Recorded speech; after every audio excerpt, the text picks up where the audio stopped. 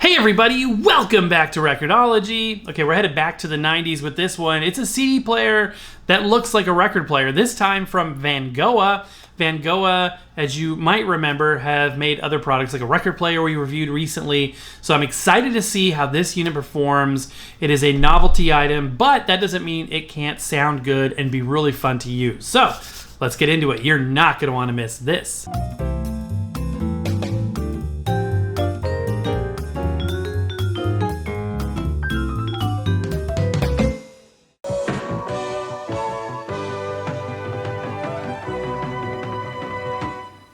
So funny story, a few days ago I needed a box for shipping something and this one was the right size, so I stole the box. But you weren't missing much because it wasn't a retail box, it was just a regular corrugated box, brown, nothing exciting there.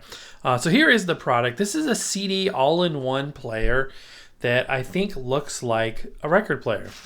And we've done a couple of these and they haven't been bad, they haven't been awful. It's just great. So I thought we'd do one more of these. Probably won't do too many more of these. If we do, it'll be a ways down the road. But here it is. This is the user manual, which is illustrated. Sharp looking manual. I do like that. Two-tone color and a full color front. Awesome. And the product itself wrapped in plastic. Here is the device. Got its little dust cover. Separately wrapped, just like a record player. All right, there. Oh yeah, I thought there was another wrap of plastic, but it's actually sort of a wood grain. I don't know if that's coming across on camera. It's a white wood grain veneer. Very interesting. Okay, so here is the device. It is an all-in-one CD player. These can be surprisingly cool. When I first saw this idea in another brand and product, I was like, really? I don't know. It's so novelty, and it is truly novelty. But I was surprised how these can actually be pretty cool. So if you want to add compact disc playing capabilities to your setup, this is one way to do it. All right, looking at the back panel here, what do we got? A USB jack, an aux input, a headphone slash 1/8 inch output, an LED, labeled LED, just in case you weren't sure, as well as the 5-volt power supply. Look at these hinges on there. There's like overkill. These big brass looking metal hinges. Those are literally metal. Those are more robust hinges than I've seen on some actual record players. So, okay. On the bottom, we've got nothing except for these little rubber nubs for feet. Man, that's a very robust dust cover. Here's a little card. They usually put these on here to sort of protect the mechanism, and sometimes they'll put information on there like how to play a CD. What CDs are this player suitable for? So CD, CD-R, CD-RW, MP3, and WHA. What is a WHA? I have never heard of that before. Other CDs are not supported. For example, Blu-ray software disc can't fit this CD player. All right. Number 2, please check if your disc is spinning or not. If your disc format is not compatible, it will not work. Thanks you for understanding. How to prevent your CD player device from getting damaged. More tips and tricks. I love CDs. They're a very affordable way to get physical media, and they sound fantastic. Might as well look at this accessory pack we've got. See exactly what is included. So we've got the USB-C charging cable in a color-matched white finish, and look at these little triangle QC past stickers or pieces of paper.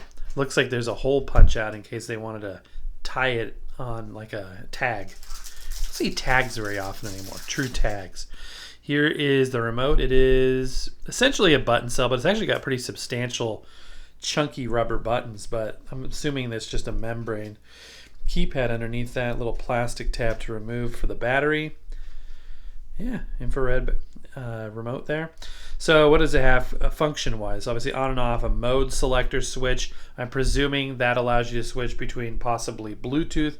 I think it's got Bluetooth that has a Bluetooth logo on there. The USB MP3 inputs, and obviously the CD player itself. So we've got transport controls, volume up and down, a dedicated stop button, a 100 plus. That's for playing MP3 CDs because Not sure if you're aware of this, but a regular Redbook CD, which is a regular format CD, it can only support 99 tracks total. So if you have 100 or more tracks, the only way that's going to happen is if it's an MP3 CD, which can support much more than that. So this would help you if you wanted to get to track 102 rather than having to, skip 102 times. You could go right to 100 and then go up 2. So it helps with that. Also, a numeric keypad, obviously you could assumedly punch in whatever direct track you want. All right, looking a little bit closer at the mechanism here, or at the top of the unit, I should say. Look at this mechanism. This is interesting. Look how this inside edge is sort of curved in. I've never seen it done that way. Assumedly, that curvature is to allow it to fit, tight to the spindle. A CD reads from the inside out, so it's in one of the outer positions right now. Obviously, a little ribbon cable in there to allow its movement back and forth. So, CD player requires at least 2 motors. One, which is the actual spindle. Usually it's a direct drive motor. And then there's another one that moves the laser left to right along a rail. 2 speakers, presumably stereo. The tone arms on these act as a switch. So it's a 2-position on and off switch. And it's just a plastic thing that looks kind of like a tone arm. I would be just as happy, maybe even a little more happy, if they made this in a similar form factor and function set without trying to make it look like a record player. Because to me, that aspect of it isn't necessarily the coolest thing. Over here we got these white knobs. They're plastic. This is a mode switch. This is a digital knob with steps. This is the volume, also digital with steps. And this has a button functionality as well. It says play pause above it. That's how I knew. This one does as well. I'm assuming that's mode select, and then I'm not sure. And another LED labeled LED. And that's about all there is to it. As far as music goes today, back to the 90s, we've got the 1994 Blue album from Weezer and the 1993 The Sign album from Ace of Base. So a couple of different things to listen to. Obviously, for copyright reasons, we'll just skip through and listen to little snippets, but it should tell us right away how the sound quality is. So with a line output or a headphone output, which is what this has, you could conceivably connect it to a larger system as well if you were inclined to do so. Okay, let's go ahead and place the compact disc on to the snap down spindle. Every CD player out there, well, not every, most CD players out there are using these snap spindle type of mechanisms, which used to be only used in portable, like Discman type devices. It used to be that everything else used a clamshell, where there was a 2-part mechanism that came from below and above and sort of clamped it into place. Nowadays, it's almost exclusively this, except for all-in-one units, like big wooden all-in-one units that still use a drawer system. Okay, and some of those even have a snap-on. It's kind of interesting how that works. So the on and off switch is this. Let's go ahead and do that. And this is probably going to buffer the audio. So you'll see it spin it up, and then it'll read it faster than real time, put it into a RAM, and play it back from RAM.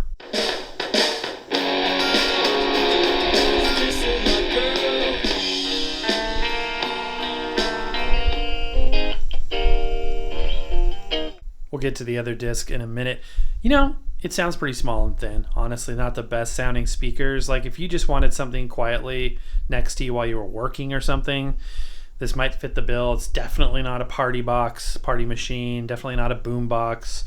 Definitely not something that shows off the best of the format. But if you're tired of playing your CDs in the regular way, maybe this would fit the bill for you. So far, it's it's not that exciting. This is probably the least of my, in terms of favorites of this form factor and this idea. This is so far probably my least favorite implementation of it. It just feels a little cheap to me, honestly. To change tracks, you have to have the remote. So this is required. They need to have a way to do that. So I thought maybe the mode switch, if I spin it to the right, but watch. Bluetooth device is ready to pair. So it's ready to pair.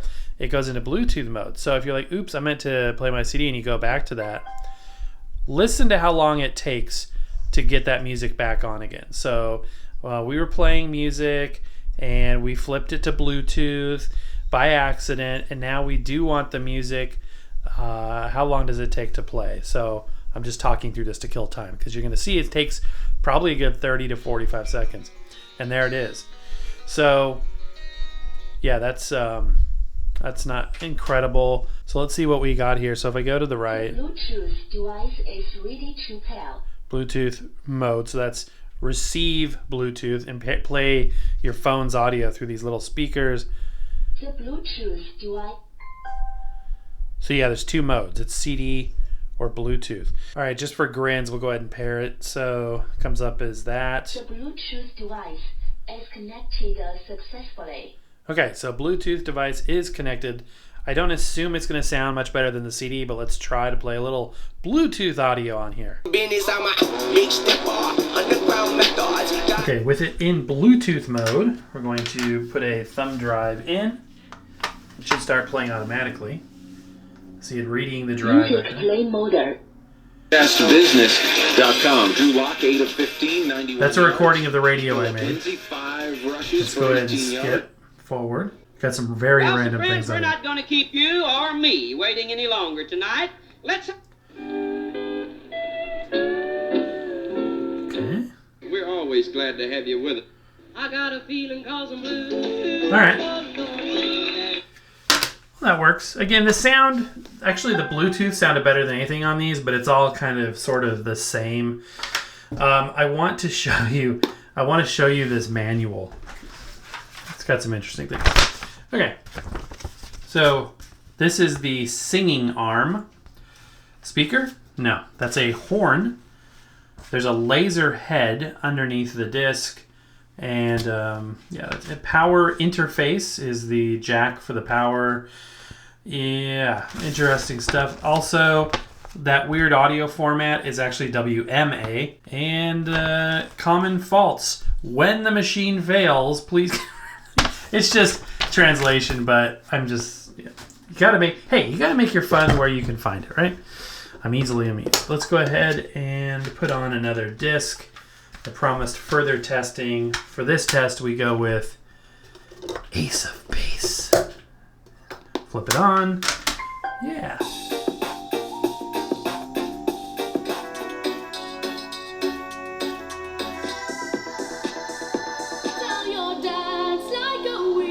Okay, so we're going to do a little bit of a test. I'm going to skip to the next track, and the song started. I'm going to see if this thing is buffering into RAM or if it's literally playing in real time. Almost every single CD player out, has the anti-skip on permanent where you can't switch it off. The reason why that's important is if it does that, the RAM that it's buffering into and then playing out of is lower resolution than the CD. The CD is uncompressed, 16 bits, 44.1 thousand samples per second. Completely uncompressed, pure digital audio. However, if it's buffered into a RAM, it's going to be a lossy format, and usually not a particularly high lossy format. Now, in speakers like this, and in fact on most sound systems, you're not going to hear the difference. But if you want the benefit, the potential of getting the most out of your CD, you don't want it buffering into RAM. Well, that's how anti-skip works. Remember anti-skip in the 90s? Like, we have a 3-second anti-skip. Well, we have a 10-second. Well, we've got a 60-second. And they were competing on that. Little did we know that what was happening wasn't the greatest thing. This, so far, hasn't stopped playing. Usually, if it is buffering into a RAM, it will play for the first 30 seconds or so and then stop spinning. And that's because it's being read in faster than real time. Let's go ahead and see if it skips. That'll be one way to tell. Yeah, it did skip a little bit there, but this may actually be a rare example of a unit without anti-skip. Huh. That's actually a good thing. So it's actually reading the disc in real time. Also, another fun fact, don't know if you've ever looked this up, but a CD actually changes speed as it plays. The speed of the disc needs to change as it progresses from the inside to the outside. So at the end of the day, this is $59.99 on Amazon. I think that's high. I don't feel that price is is justified with this product. It is completely generic. It is a Vangoa product, as you can tell by the thumbnail and the title of this video and the fact that they are the ones that sent this product sample. But the actual physical unit is completely generic. There is nothing. There's no regulatory stuff. There's no FCC ID, which is interesting.